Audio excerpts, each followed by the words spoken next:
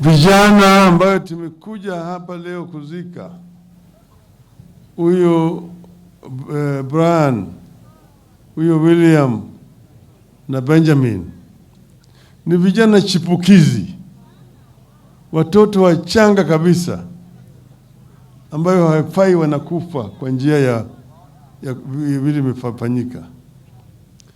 Hii ni kitu ya kuzunisha sana taifa. Manake watoto ndio maua ya nchi. Kama ingekuwa wazee kama sisi ingekuwa kitu kingine. Lakini vile hao vijana wamekufa yenyewe ndio inahuzunisha zaidi. Manake wako watu ambao walikuwa wagonjwa. Na umeona vile wamewawa.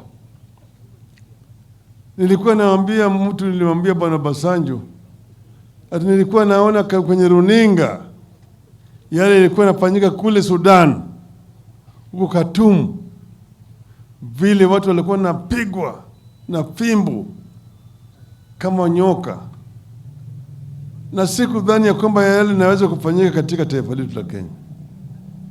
Lakini yale ambayo ilikuwa inafanyika Sudan imekuja imefanyika hapa kwa taifa letu la Kenya. Tumeona watu wetu wakipigwa kiholela na askari. Tumeona vijana wadogo wanapigwa na askari. Tulikuwa tunafikiri ya kwamba Kenya tumetoka kwenye shimo baada ya kupambana kwa miaka mingi zaidi. Tukaleta katiba mpya ambayo tulikuwa tunafikiri hii katiba itakuwa kinga na kulinda ya Wakenya wote. Lakini yale ambayo yamefanyika katika mwezi hiyo mbili mitatu hizi inatuonyesha kwamba katiba tuko nayo kwa maandishi, lakini mila ya kikatiba na kidemokrasia bado hakuna katika taifa letu. Wale ambao wamenyakua utawala wetu kwa mwaka uliopita ni wale watu ambao walikuwa wananyanyasa watu. Ili kasumba ya utawala ya kidhuluma na kimabavu imerudi katika taifa letu. Manake katiba yetu ya Kenya inasema fungu la 37 ati Wakenya wana haki ya kufanya mambo inaitwa maandamano. Wanaweza kusanyika, wanaweka kupeleka kile inaitwa petition. Wakenya wanaweka kufanya kile inaitwa picketing na kadhalika. Hii hauhitaji ruhusa ya serikali ya polisi. Lakini kwa jina ya kusema ati tunatetea, tunalinda maisha, tunalinda mali hawa watu wanataka kuharibu mali, tunalinda na tutalinda mali ya Wakenya, hatutawazuia. Wanajaribu sasa kukiuka hiyo sheria. Ati Wakenya hawezi kufanya maandamano, maana maandamano italeta uharibifu wa mali.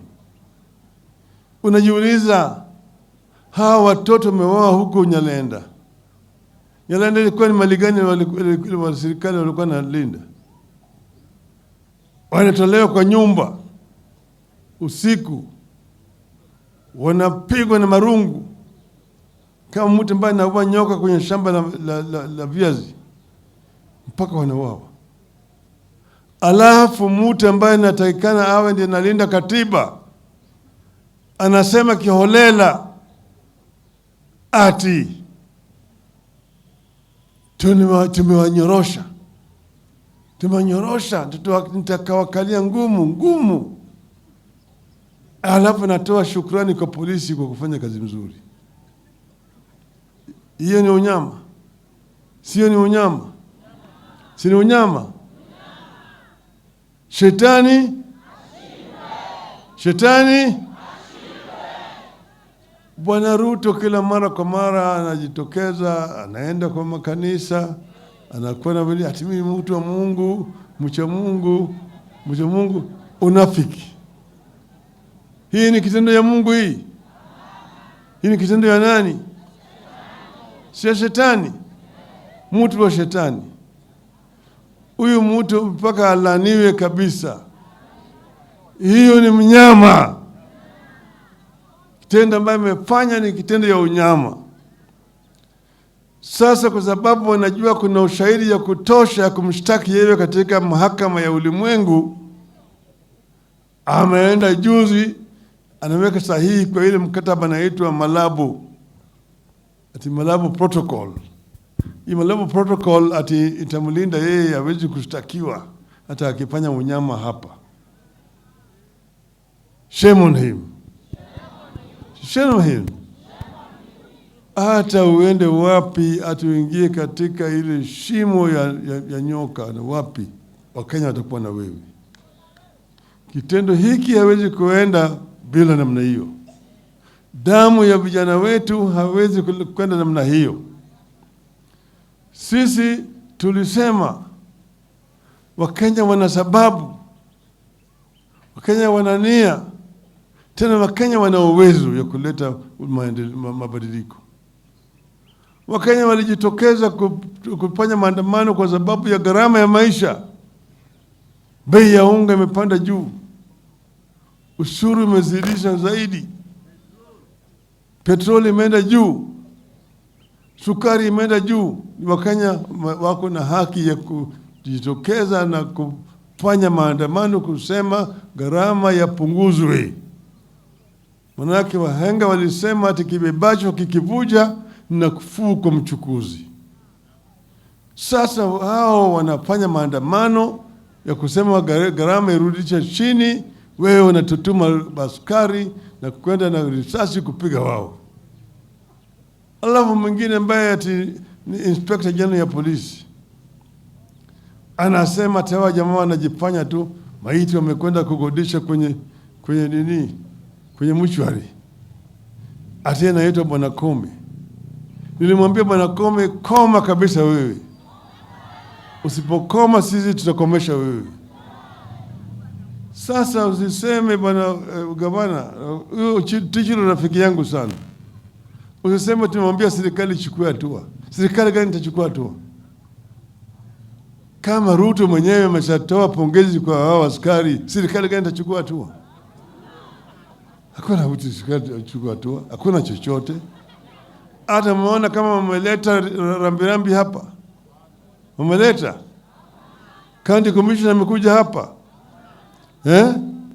Wao wanasherekea maisha hao watu. Sisi tuko sasa kama Wakenya, hakuna serikali. Serikali imekuwa unyama. Wamekuwa wanyama. Wanasema tu sisi tunaweza kuongea na Bwana Azimio, lakini hakuna mambo ya handshake. Handshake ya nini? Nani anaweza kusalimu mkono ambaye umejaa na damu ya watoto wetu? Siwezi kushika mtu mkono ya damu. Wale mkono yao umejaa na damu ya watoto wetu chepukizi namna hii. Siwezi kuwasalimu. Ati kwenda nayo katika serikali. Nini hiyo? Hatuwezi. Sisi kama Azimio tutasimama imara. Na tutazidi kutetea haki ya Wakenya. Na tutahakikisha kwamba haki imetendeka. Damu ya hawa vijana haitaenda bure.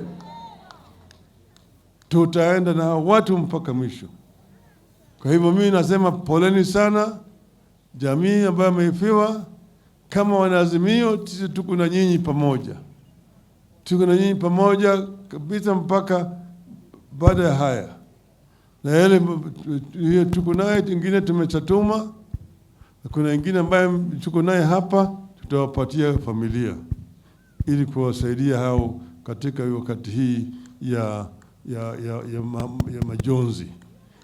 Mungu aweke hao watoto palipema peponi. Asanteni sana.